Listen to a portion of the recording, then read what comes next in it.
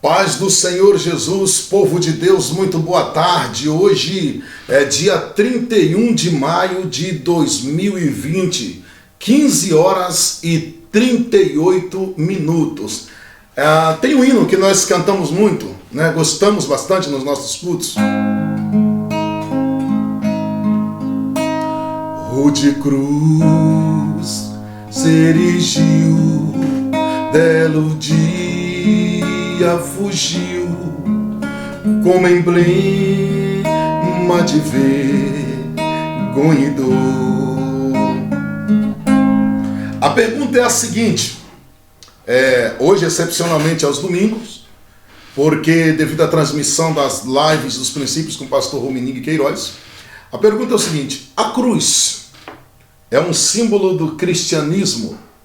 É um símbolo pagão? A cruz faz parte da história da igreja primitiva? Para não deixar você cansado, a resposta é não e não. A cruz não é um símbolo cristão, não faz parte da história da igreja primitiva. Como assim? Por quê? Quer saber? Fica aí. Segura a vinheta e já voltamos em nome do Senhor Jesus. Amém? Deus te abençoe. Já estou de volta. A Bíblia contém a mente de Deus, a condição do homem, o caminho da salvação, a condenação dos pecadores e a felicidade dos cristãos. Sua doutrina é santa, seus preceitos justos, suas histórias verdadeiras e suas decisões imutáveis. Leia para ser sábio, creia nela para estar seguro, e pratique o que ela ensina para ser santo. Ela contém luz para dirigi-lo, alimento para fortalecê-lo e consolo para animá-lo. É o mapa do viajante, é o cajado do peregrino, a bússola do piloto, a espada do soldado e o guia do cristão. Por ela, o paraíso é restaurado, os céus são abertos e as portas do inferno cobertas.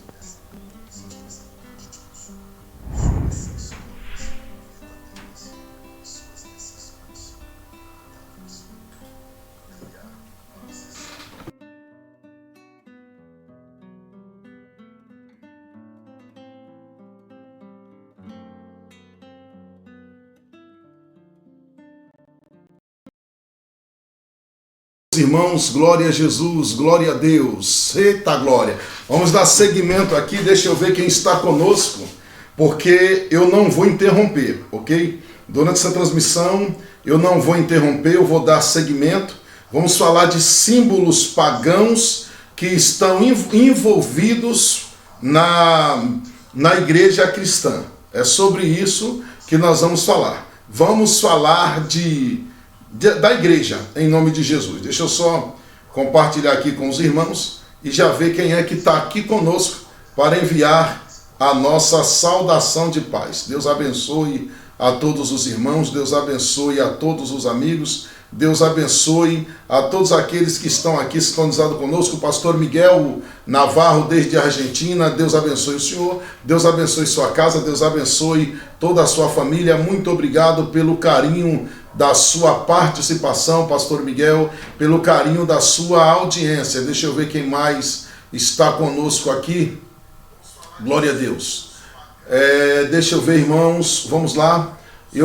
Dessa vez agora eu vou entrar na palavra, né? Nós já vamos explicar e eu não vou mais parar, amém? Em nome de Jesus, nós vamos seguir direto aqui e falando a respeito das coisas de Deus. Meus irmãos, é o seguinte, durante muito tempo, aqui no Brasil, por exemplo, a igreja, ela acostumou, desde a sua fundação, a igreja brasileira ela já vem se acostumando com os costumes pagãos que se enraizaram no nosso meio.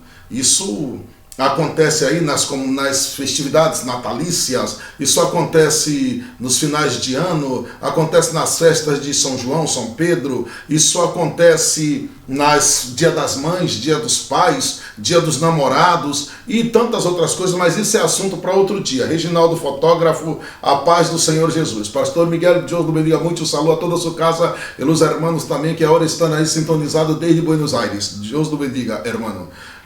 Queridos, durante todos esses tempos, desde quando o Brasil era colônia de Portugal e desde o tempo do Brasil Império, eu até já falei a respeito disso aqui, quando eu tratei a respeito, na outra live que nós fizemos de estudo, que falou a respeito da declaração de fé da Guanabara, de 1558. Quero agradecer aqui a irmã Jamile, Mili Bento, pela camiseta. Muito obrigado, Deus abençoe. Mili Bento, ali, filha do pastor Rivelino Bento, nosso pastor na cidade de Feira de Santana, que me abençoou com essa nova camisa, Seja a Luz, nova camiseta da mocidade da IADENS. Deus abençoe de uma forma rica, abundante, com todas as sortes de bênção, com as mais copiosas bênçãos do céu. Queridos, voltando ao assunto em questão, a igreja brasileira, ela já se acostumou a adotar os costumes do paganismo, tanto antigo quanto moderno. Esses costumes, eles foram perpetrados aqui no Brasil, tá? E foi crescendo, porque Portugal, na sua época, nos obrigou a seguir a religião romana, que foi criada por Constantino. Não foi criada por Cristo nem pela igreja primitiva, por Constantino. E muitas igrejas aí adotaram o simbolismo da cruz, né?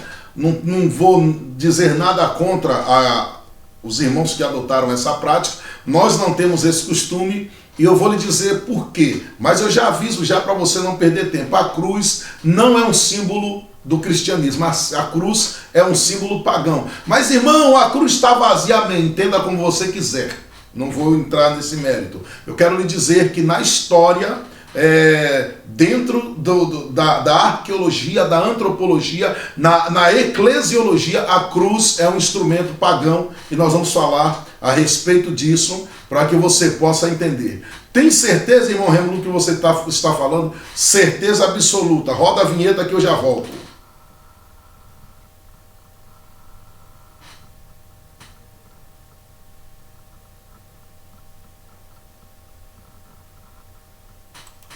É isso mesmo. A cruz é um símbolo pagão. Muita gente confunde, porque o apóstolo Paulo de Tarso, por exemplo, ele vem a dizer que o evangelho da cruz, lá em 1 Coríntios capítulo 1, a partir do verso 17, o apóstolo Paulo de Tarso, ele diz que os judeus pediam milagres, os gregos reclamavam a sabedoria, mas para nós pregamos o Cristo crucificado, que é escândalo dos judeus e loucura para os pagãos, mas para os eleitos, que seja judeus ou que não seja, ou que seja grego, esta pregação é sabedoria e é a sabedoria de Deus. Ele diz no versos 22 e verso de número 24. Jesus Cristo, ele disse, o Lucas, o médico amado, no capítulo 9, no verso 23, o evangelista Marcos, no capítulo 8, no verso de número 34, e no capítulo 10, no verso de número 21, Mateus, por exemplo, o evangelista, no seu livro que escreve o Evangelho de Cristo, no capítulo 16, ao verso de número 24, Mateus escreve que Jesus disse o seguinte: quem quiser ser meu discípulo, tome a sua cruz a cada dia e siga-me. Queridos, a cruz pode ser um símbolo do estilo da vida que Cristo nos ensinou? Sim. Mas por que a cruz ele pode ser um símbolo desse estilo de vida? Porque nós vamos entender esse significado quando entendermos por que a cruz foi feita e qual a finalidade da cruz. Veja, por exemplo, no mundo antigo havia muitas penas em que as pessoas eram submetidas, e principalmente penas de morte, ou penas capitais que foram criadas pelo Estado. E A morte na cruz, segundo os historiadores e os entendidos no assunto, da glória, está chegando aqui. Pastor Wagner Prado, aquele abraço, meu querido. Paz do Senhor. Hermano missioneiro Buenaventura Gavilã, Deus abençoe o senhor muitíssimo. Então, o que acontece? Dentre muitas coisas, segundo os historiadores, a crucificação foi o pior tipo de morte que já pôde existir. Foi a pior punição que um criminoso ele poderia receber. Bom, muita gente pensa que a crucificação ela apareceu só durante a morte do nosso Senhor e Salvador Jesus Cristo em sua forma carnal. Não foi.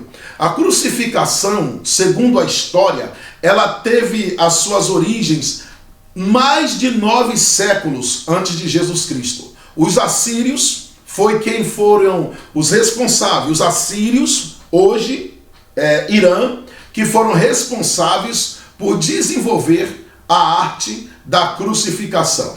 Os assírios que eram inimigos violentíssimos de Israel.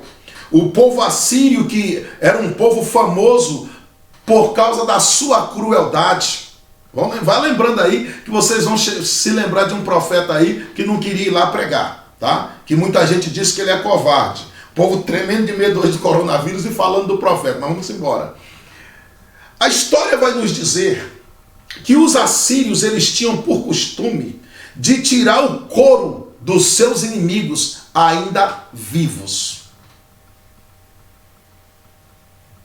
Os assírios, segundo a história, foi o povo que começou a pendurar pessoas em estacas. Os assírios, eles tinham o costume de pegar os seus inimigos derrotados e enfiar uma estaca no ânus até sair na boca.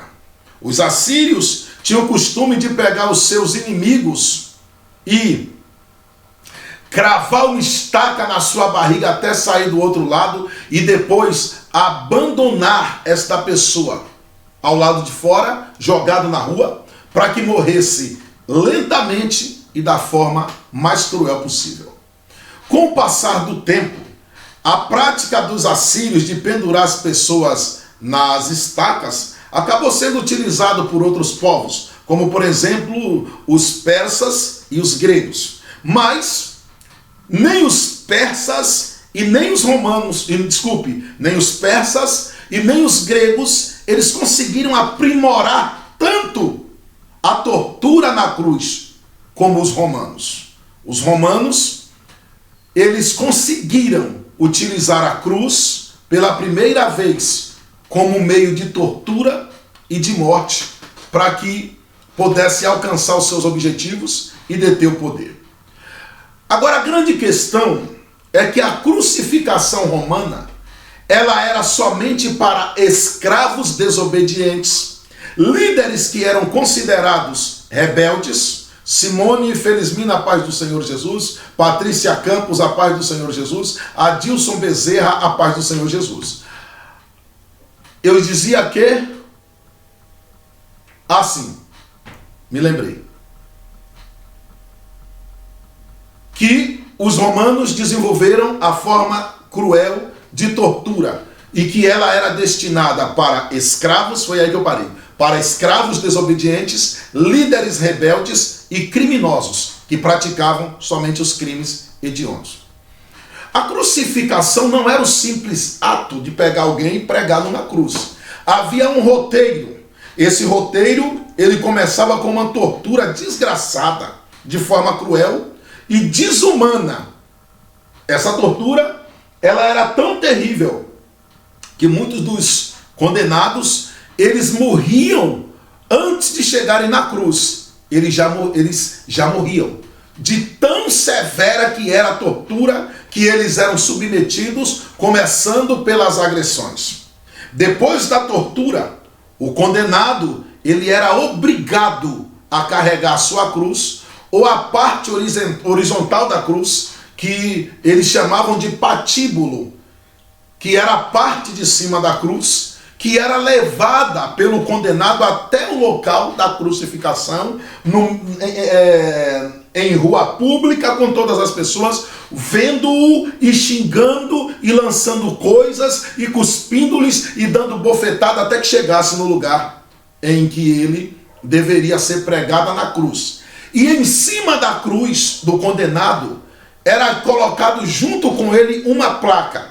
E esta placa estava escrito qual foi o crime que aquela pessoa havia cometido. Agora, os irmãos não pensem que a morte por crucificação tinha simplesmente a finalidade de crucificar o camarada e já era. Não, não era nada disso. A crucificação, ela tinha vários objetivos e não era só matar. A crucificação, ela tinha a finalidade de prolongar o sofrimento. E segundo os historiadores no assunto, a morte por crucificação, ela geralmente durava mais de 36 horas. Raramente alguém morria antes das 36 horas.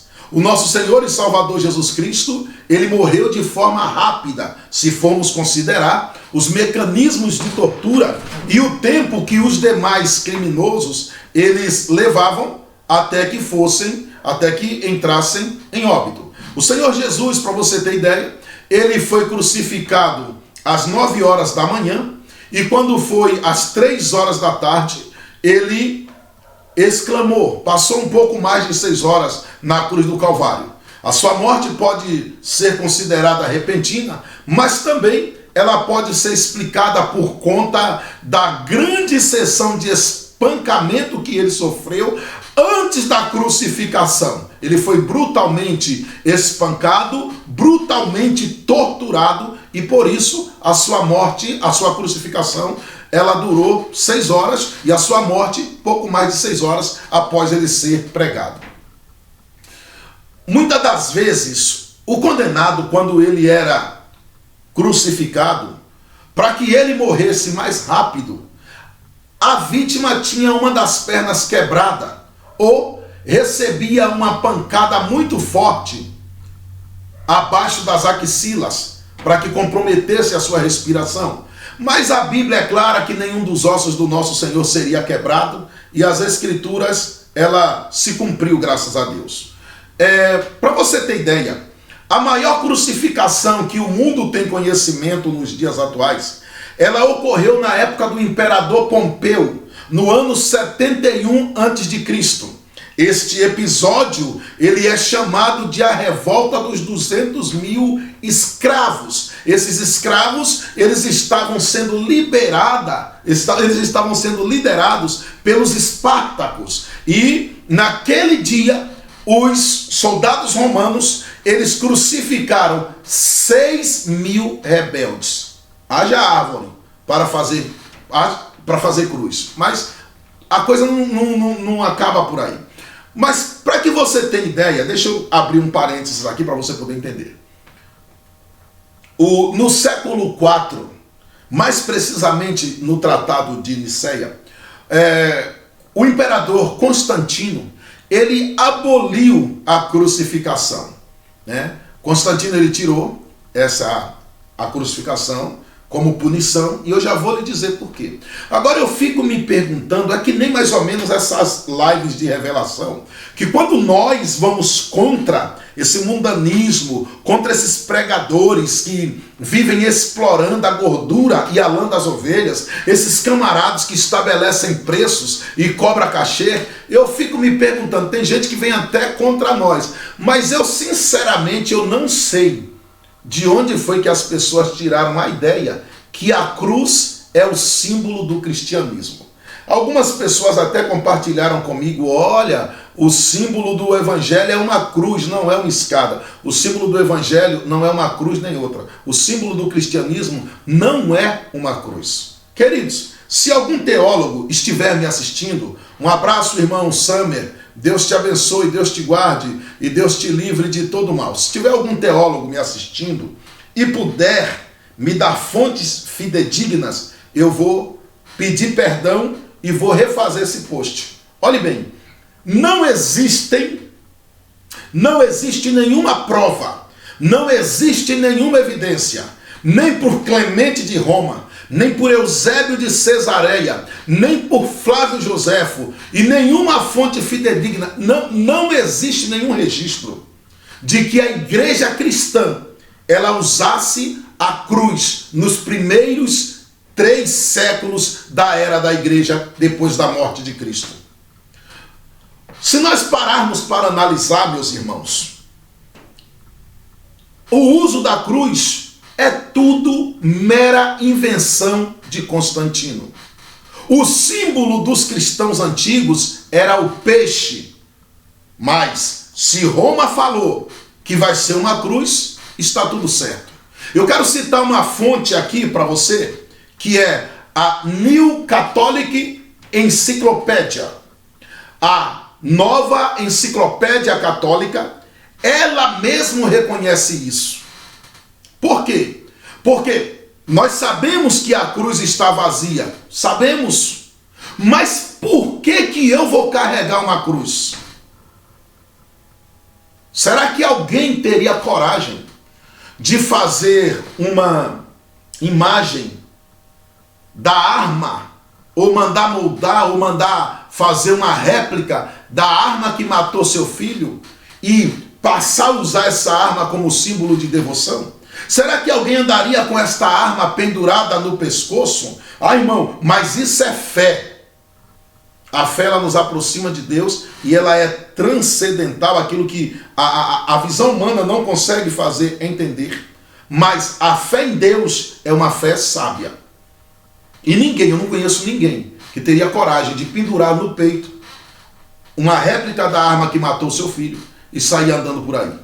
Mas o que é que você quer dizer por isso, Rêmulo? Quero dizer que a cruz é pagã.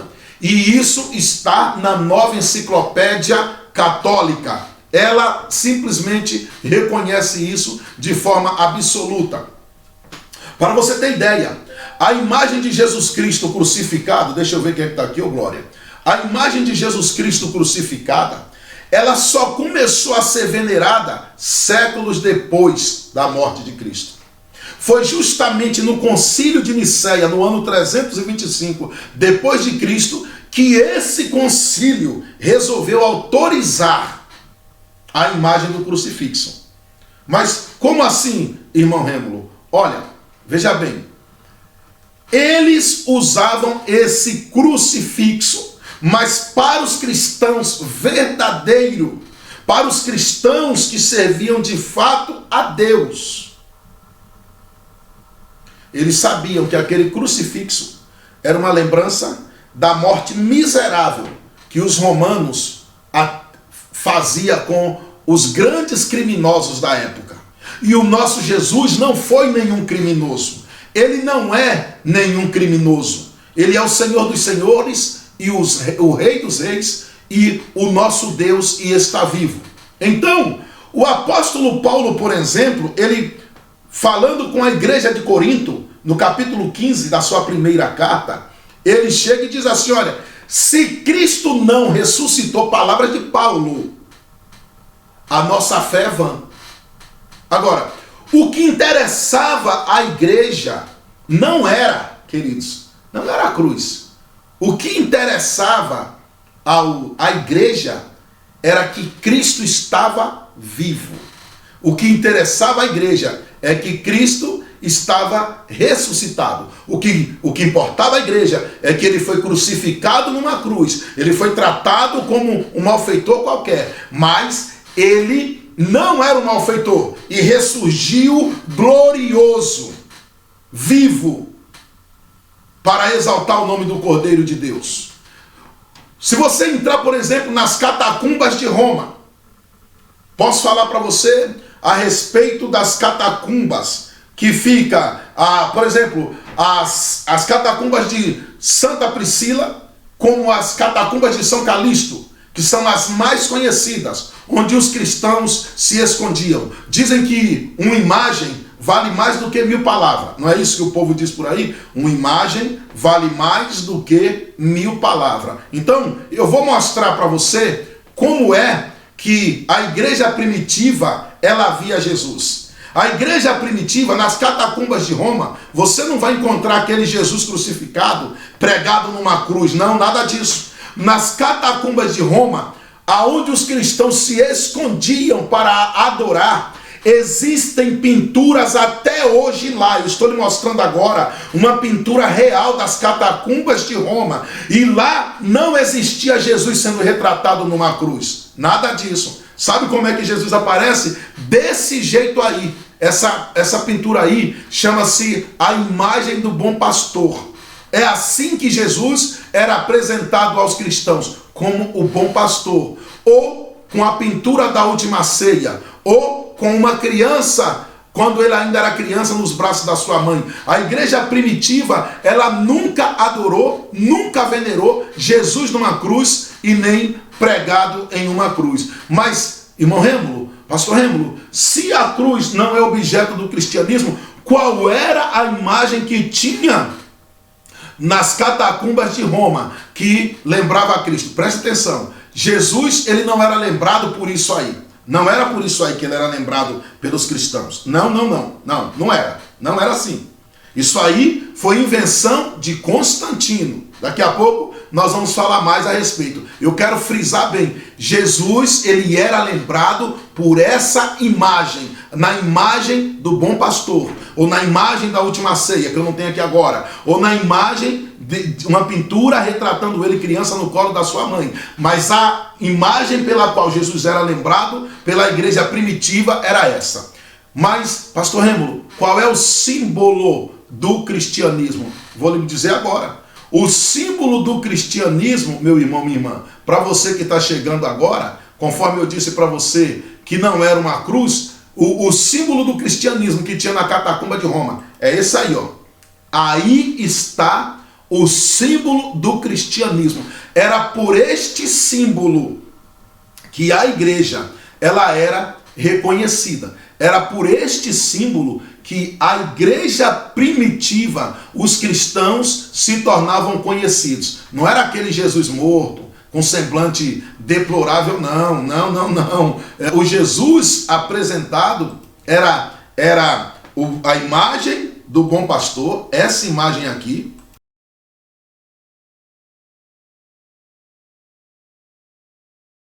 Era essa imagem aqui do bom pastor. E o que mais, irmão? Como é que Jesus, ele era lembrado?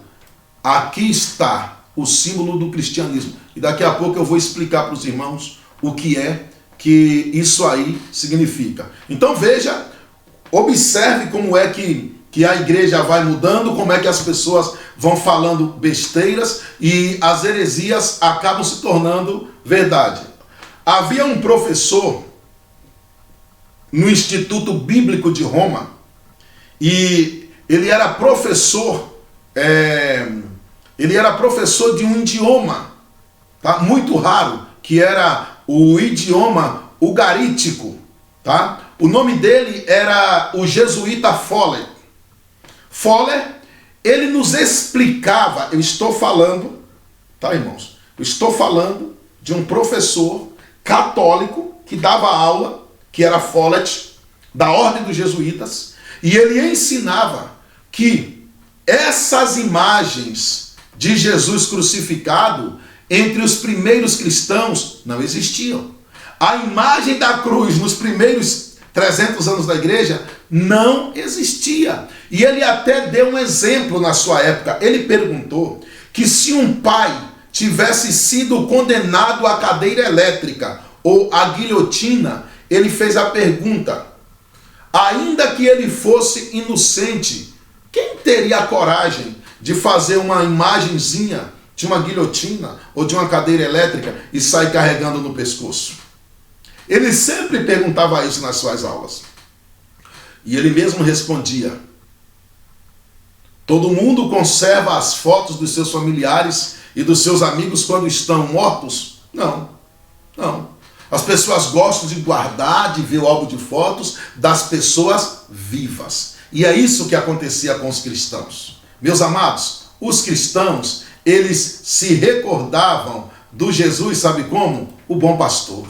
Era esse Jesus aí que ele se recordava, do Jesus que dava vida pelas ovelhas. Não Jesus desfigurado. Eles lembravam do Jesus que triunfou sobre a morte. O Jesus que foi glorificado em vida e na sua morte foi mais glorificado ainda junto a Deus e para com os homens. Agora, como é, meus irmãos, que imediatamente um império politeísta, que era o Império Romano, resolve que essa imagem, esse instrumento que está aparecendo aí, se tornaria um instrumento cristão, que seria o símbolo do cristianismo. Ora, o imperador Constantino, que foi um imperador romano, que foi conhecido como o Grande, todo mundo sabia que ele era pagão. Mas Constantino, ele decidiu que ele ia introduzir a representação de uma cruz vazia, sem o corpo de Cristo, né? Porque seria o símbolo do cristianismo dele, do jeito dele. Por quê? Mas como assim que seria o símbolo do cristianismo do jeito dele? Eu vou explicar, porque Constantino foi crente entre aspas, né? Ele foi um crente do jeito dele, ele se converteu ao cristianismo do jeito dele. Por quê? Veja só. Constantino se converte ao cristianismo, entre aspas, depois que ele teve um sonho. Ele ia para uma batalha, e antes desta batalha contra Magêncio, ele teve um sonho e viu uma cruz. E no seu sonho, ele ouviu uma voz. A imagem da cruz aparece e a voz diz: com este signo tu vencerás. Então, o Império Romano estava se debilitando. Roma estava caindo. E Constantino, ele viu que a religião dos cristãos, ele viu que os cristãos estavam aumentando em força e em número. E esse povo que estava crescendo, eles tinham uma fé tão grande no Deus que servia, embora Roma fosse politeísta. Segundo a história, Roma adorava mais de 350 mil deuses. Então, Constantino percebeu a força desse povo, porque ele viu que aquele povo abria a mão da sua própria vida para não se prostrarem perante os seus deuses pagãos. Então, Constantino, o que é que ele fez? Ele quis conquistar aquela gente. Tem sido assim, viu, irmãos? Tem gente que vem para a igreja porque está entrando em defasão, está defasando seu ministério, né? Aí da música, né? Canta lá no mundo, lá vai lá e vem para a igreja e grava um CD gospel. Tem outros que vêm ver uma oportunidade de ganhar dinheiro. Bom, resumindo, tem muita gente que vem para o evangelho somente para querer se dar bem. E Constantino foi exatamente isso que ele fez. Ele, percebendo todo aquele povo, vendo que o império estava caindo, ele resolve ganhar a simpatia deste povo. E aí, Constantino, que viu aquele povo que anteriormente era açoitado por causa da sua fé, ele transforma o cristianismo na religião oficial do império. E aí ele parte para a batalha e ele ganha esta batalha. E depois que ele volta da batalha, o que é que ele faz? Ele traz como um sacramento o sinal da cruz. E aí no Concílio de Nicéia, no ano 325, ele coloca o assunto em pauta, e aí eles mesmos, o imperador com o seu senado, decidiram que o sinal da cruz, que a cruz era um símbolo cristão. Nada a ver com a história da igreja. Mas tudo bem. Eles passaram a usar a representação do cristianismo, uma cruz vazia, sem o corpo de Cristo, né? Segundo eles, que era o corpo, mas que para mim não tem nada a ver com o nosso Jesus. Daí então os primeiros crucifixos começaram a aparecer com aquele Jesus agonizante, com aquele Jesus morto. Esses crucifixos horríveis aí, eles vieram a aparecer já no século V, na era da igreja. E aí, junto com isso, vieram as polêmicas. E os cristãos, eles continuaram preferindo a imagem do Jesus vivo. E eu vou colocar de novo aqui. os cristãos continuaram preferindo esse Jesus aqui, e não aquela imagem da cruz. Os cristãos, eles continuaram preferindo o Cristo ressuscitado. E, na Idade Média, passaram-se mais de 1000 anos da morte de Cristo, e aí começaram a aparecer as imagens dos primeiros crucifixos, já com aquele Jesus cansado, sofrido. Logo, logo, alguns começaram a colocar sinais no corpo dele, como se tivesse marcas de dor. Aí começaram a fazer um Jesus sangrando, começaram a fazer um Jesus com os pés furados, vertendo sangue.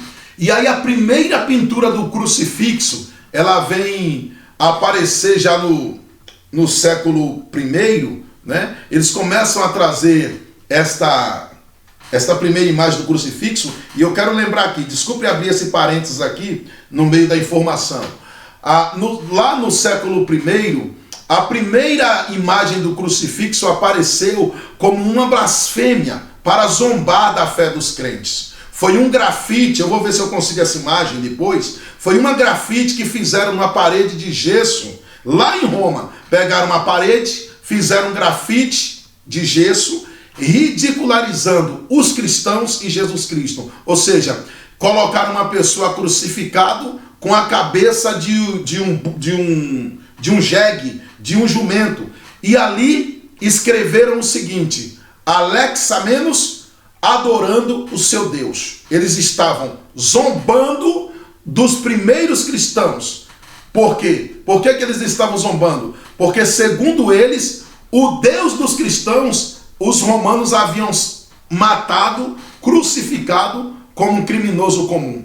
E o Instituto Bíblico, por exemplo, ele informa que, por conta da influência da Convenção de Constantino, a igreja começou a criar sua hierarquia e ela começou a se revestir de símbolos mundanos. Eu estou citando, volto a dizer, eu estou citando matéria de um jesuíta, estou citando matérias de Follett, né, que ensinava lá no Instituto Bíblico de Roma. E então eles começaram a criar uma hierarquia, eles começaram a trazer símbolos do poder mundano para dentro da igreja romana, eles começaram a fazer política, ok? Eles começaram a continuar com as suas loucuras, trazendo os mesmos dramas da crucificação, criaram a teologia da cruz, a teologia do pecado, e aí, meu amado, criaram a teologia da ressurreição, a teologia da esperança,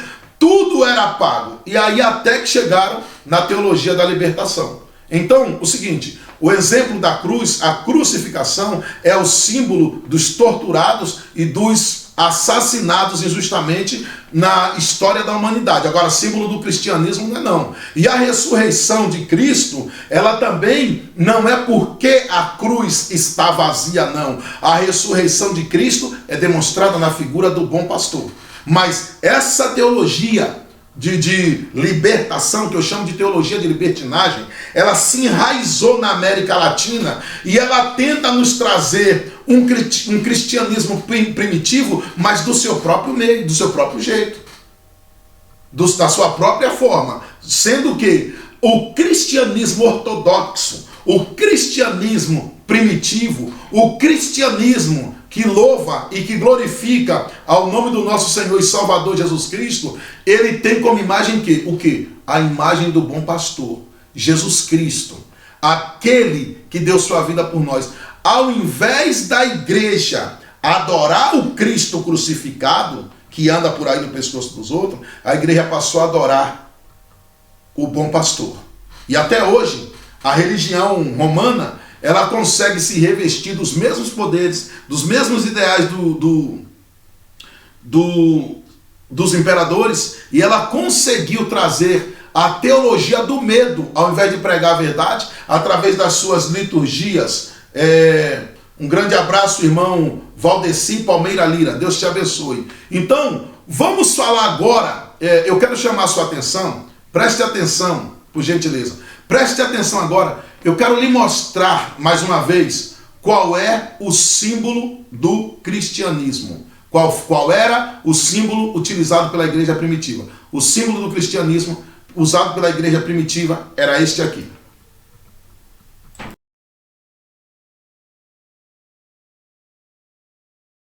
Este símbolo, eles eram utilizados nas catacumbas de Roma. Para quê, irmão Rêmulo?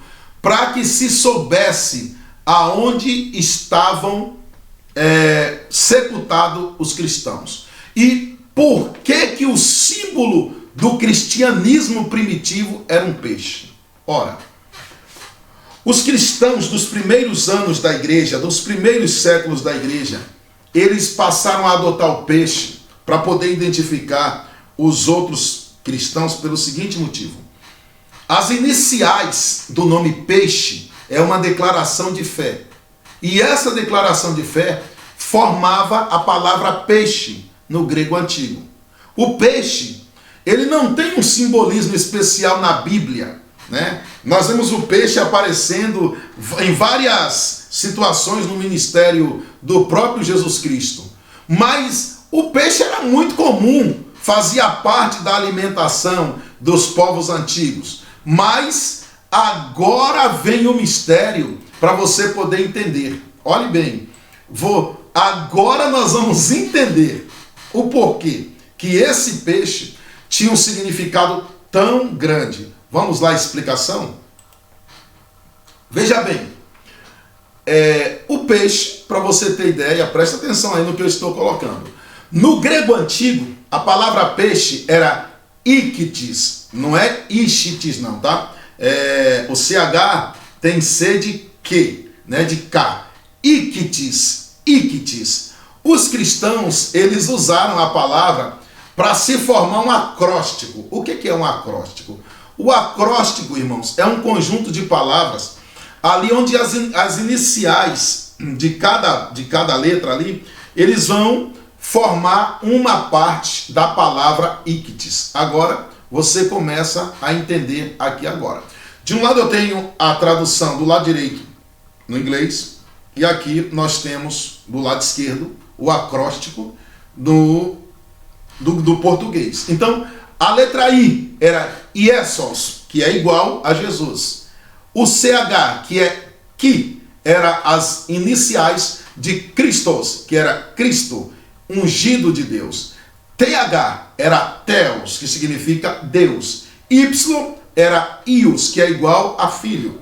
E S igual a Soter, Salvador no grego antigo, que vai significar o seguinte: se você ler direto vai dar Jesus Cristo, Deus, Filho, Salvador. Mas a pronúncia correta é Jesus Cristo, Filho de Deus, Salvador.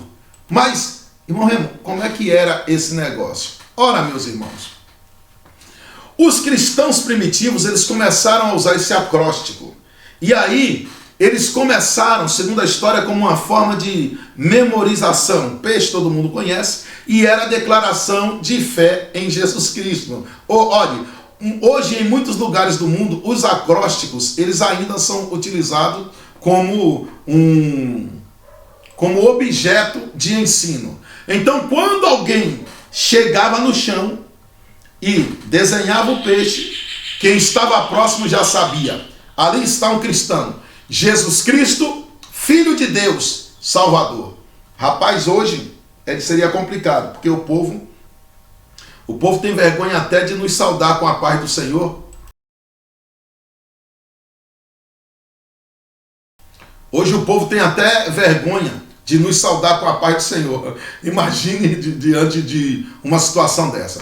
Mas vamos continuar para que os irmãos possam entender. Então, durante os anos da igreja primitiva, havia uma tradição antiga, e essa tradição permitia que os cristãos utilizassem o desenho de um peixe como um acróstico para que eles pudessem se identificar um com o outro no tempo da perseguição. As pessoas que não eram cristãs não iam dar nem importância ao peixe, porque era um negócio muito comum naqueles dias. Agora, os outros cristãos sabiam que ali tinha um irmão em Cristo Jesus, que ele poderia Shalom Adonai, saudar com a paz do Senhor Jesus. Embora o peixe, na Bíblia, fosse um alimento dos pobres, um alimento que era muito comum, e a pesca também fazia parte da economia na região da Galileia, e lá na Galileia Jesus passou grande parte da sua vida. Todo mundo sabe que o mar da Galileia tinha bastante peixe, né? O mar da Galileia tinha peixe. Quando acontecia alguma coisa, os judeus, eles fugiam, mas os peixes eram tantos que eles eram colocados para secar e eram exportados para várias partes do Império Romano. Por isso, Jesus usava as cenas mais comuns, que era a pesca, para explicar seus ensinamentos. Você vai ali no capítulo 13, por exemplo, do Evangelho que Mateus escreve, do capítulo 13, por exemplo, você vai ler ali a partir do verso 40, verso 47, você vai ver Jesus sempre usando ferramentas de pesca para trazer ensinamentos para as pessoas. E é interessante também lembrar o seguinte, que dos apóstolos, pelo menos uns 4 deles já eram pescadores profissionais. Pedro, André, Tiago e João, né? Eles tinham uma pequena cooperativa, nós podemos dizer assim. Eles viviam no ramo da pesca. E quando Jesus chamou, Jesus disse, eu vou fazer de vocês pescadores de homens. Vocês não vão pescar mais peixes, vocês vão pescar homens. E é interessante também chamar a atenção dos irmãos que em 2 oportunidades Jesus multiplicou a comida. Ele multiplicou pão e peixe. O pão vai ficar para outro dia, tá bom, irmãos? Que nós estamos aqui na cruz. Então, pão e peixe, que eram alimentos básicos em toda aquela região, todo mundo conhece. Jesus operou aquele milagre também que encheu a rede dos pescadores 2 vezes. Lucas capítulo 5, por exemplo. Pedro, por exemplo, encontrou uma moeda na boca do peixe para poder pagar o imposto com Jesus, conforme Mateus escreve no capítulo 17, no verso 25. E quando Jesus ressuscitou e ele preparou um churrasco e os discípulos foram lá encontrar para ver o que Jesus tinha preparado, o churrasco era do quê? De peixe. Então, volto a dizer, o símbolo do cristianismo, guarde bem, é isso. O símbolo que representa Jesus na fé cristã é este. Ok? Isto não é símbolo do Evangelho. Isso não é símbolo do Evangelho. Isto é símbolo do cristianismo. Isto é símbolo da ressurreição do nosso Senhor e Salvador Jesus Cristo. Amém, queridos? Deixa eu ver quem está comigo aqui para poder mandar o meu alô, ver se chegou mais alguém aqui. Agradeço a participação de todos os irmãos que estão conosco. Que Deus abençoe, que Deus dê graça. Pastor José Reis, meu amigo, pastor Wagner, Deus abençoe, Deus dê vitória a todos os irmãos. E já que eu estou falando de cruz, irmãos, eu vou falar de Dia das Mães, vou falar de Dia de Paz, vou falar de Natal, vou falar de Dia de São João, vou falar de Dia de São Pedro, vou falar de tudo. Vou falar de Papai Noel. A igreja precisa viver aquilo que ela foi chamada para viver, o Evangelho. E já que eu estou falando do Evangelho, de símbolos de fé cristã, eu acho que nesse momento nada mais justo do que falar a respeito dos povos menos alcançados no Brasil. Assista aí, Deus abençoe, um grande abraço a todos que estão sintonizados. Já já eu volto para fazer os meus agradecimentos. E a Dens News, são 16 horas e 26 minutos, hoje é dia 31 de maio de 2020. 8 evangelizados no Brasil. Número 1. Com 117 etnias sem presença missionária e sem conhecimento do Evangelho. Essas etnias, com pouco ou nenhum conhecimento de Cristo, espalham-se por todo o Brasil, com forte concentração no Nordeste.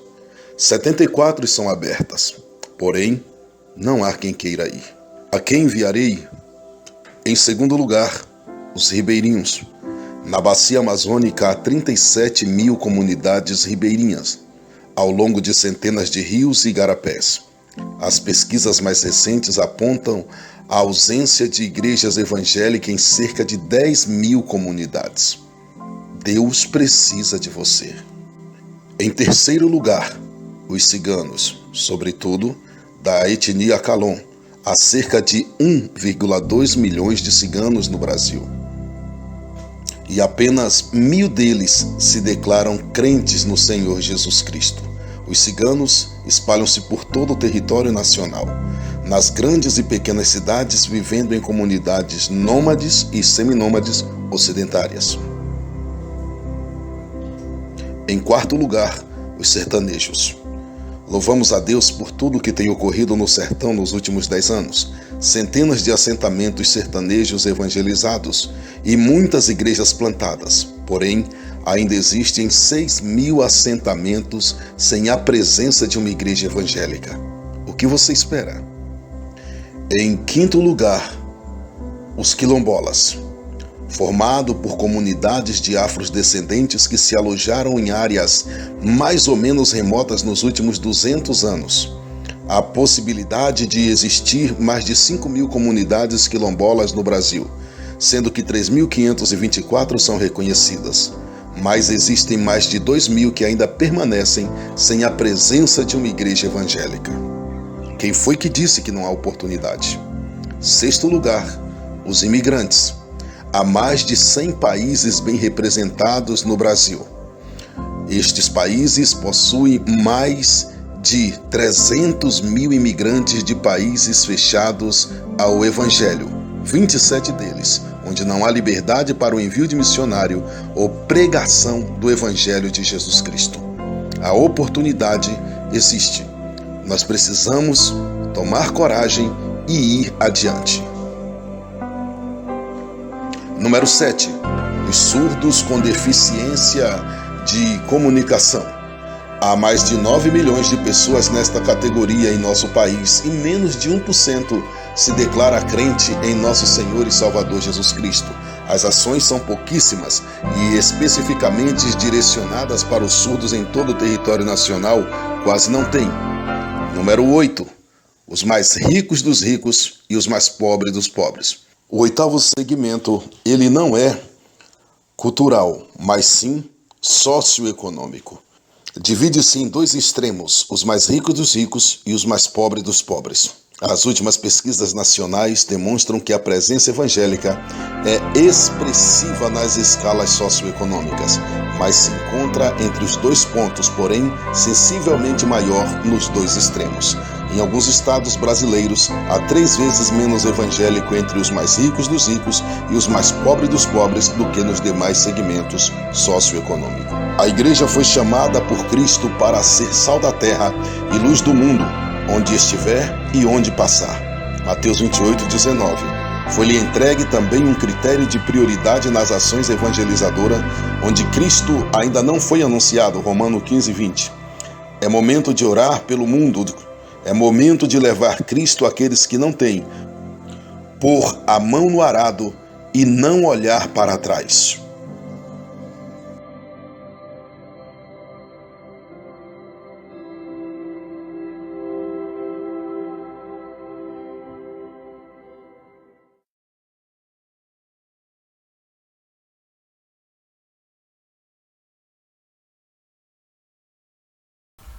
Glória a Deus, glória a Jesus, povo de Deus. São 16 horas e 30 minutos.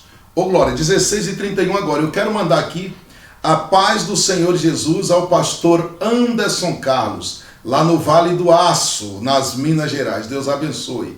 Quero mandar também saudação de paz ao pastor Leonardo Souza e toda a sua família. Deus abençoe. Cláudio Brito, a paz do Senhor Jesus. Um grande abraço para você, Cláudio Brito. Deus te abençoe e te recompense com todas as suas sortes de bênção e as mais copiosas bênçãos. Vamos voltar agora aqui para o Mato Grosso do Sul para ver aqui o que é que os irmãos estão dizendo. Olha, o irmão Reginaldo, fotógrafo. Irmão Reginaldo, prepara as fotos novas aí da capa do nosso CD e DVD que ia ser lançado agora com a banda Peniel. Não foi lançado por conta da pandemia, mas estou contando com o Senhor. Deus abençoe. Irmão Reginaldo, fotógrafo, ele diz assim, eu vou ler a sua participação, tá? Como pode um ensinamento desses ter poucos interessados? Muito importante para entender um pouco de uma religião muito influente em nosso país. Verdade, irmão Reginaldo? Meu querido, o nosso povo, esses dias eu fiz uma postagem na página da nossa igreja e eu fiz um comentário a respeito de uma frase que eu li, não me recordo aonde, que o evangelho no Brasil, ele é grande como um oceano, mas ele é raso como uma piscina. Rapaz, o povo me esculhambou, me desceram o sarrafo no lombo, mas essa é a verdade, meu amigo. Se o povo estivesse mesmo focado na palavra de Deus, nós não estaríamos na catástrofe que nós estamos hoje, infelizmente. Pastor Wagner Prado, professor de teologia, homem de Deus, meu amigo, um dos poucos que eu tenho aqui nesta cidade, um dos pouquíssimos, para dizer a verdade. Pastor Eliel dos Santos, digo mesmo, Deus abençoe. Pastor José Reis, lá em Florianópolis, um grande abraço, Deus abençoe. Irmã Patrícia Campos, da cidade de Itapira, em São Paulo. Irmão Samer, grande amigo, Deus abençoe, Deus te guarde, Deus te livre de todo mal. Bom, está aí, irmãos, então, deixa eu ver quem está aqui também, glória a Jesus. Inês de Oliveira Florencio, Lorival, Márcia, Deus abençoe. Bom, queridos, não sei se tem mais algum comentário, não está disponível aqui para mim, se eu não falar seu nome, vai me perdoando em nome de Jesus, logo mais a gente responde em cima da mensagem, e eu estou no aguardo do próximo tema. Quero informar os irmãos pastores que eu volto com uma live exclusiva sobre os direitos das igrejas. Vamos falar de direitos e deveres, Constituição, prestação de conta, vamos falar a respeito disso. O próximo tema aí, está à disposição dos irmãos. Esse momento foi os símbolos pagãos e o primeiro que nos pediram foi a cruz. Estou à disposição dos irmãos. De qualquer forma, nós vamos falar sobre o Dia das Mães, viu? Vamos falar de Réia, vamos falar de Osíris, vamos falar dos dias dos pais, vamos falar do dia de São Valentim, que está vindo aí dia 12 de junho, que é tão conhecido como o dia dos namorados. Vamos falar sobre essa heresia, dia das crianças, vamos falar sobre Natal, vamos falar sobre tudo. Pelo jeito, eu acredito que vai ficar só nós mesmos, viu, irmãos? Deus abençoe e Deus guarde. Irmão Reginaldo, fica tranquilo, querido. O povo não gosta não, porque quando você vem na contramão, muita gente não gosta. As pessoas preferem ter os seus egos massageados e ficar no engano aí, como muitos preferem.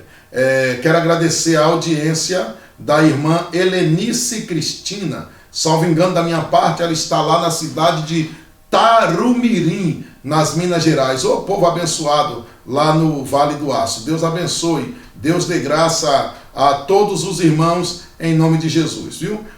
Deixa eu ver, pastor Israel Loureiro, Deus abençoe, Deus te dê graça e Deus te dê vitória em nome de Jesus. Marilene Rodrigues de Lira, Deus abençoe. Rosário Santos, Deus abençoe. Povo de Deus, eu estou indo embora, você adora daí e eu daqui, e juntos nós vamos marchando e vamos rompendo missões até os confins da terra. Que Deus abençoe, povo lindo, que Deus os guarde e até a próxima, se Deus assim nos permitir. Fiquem todos na paz do Senhor Jesus. Glória a Deus. Não esquenta a cabeça. Jerusalém é logo ali, depois da curva do rio. Fiquem todos na paz do Senhor Jesus.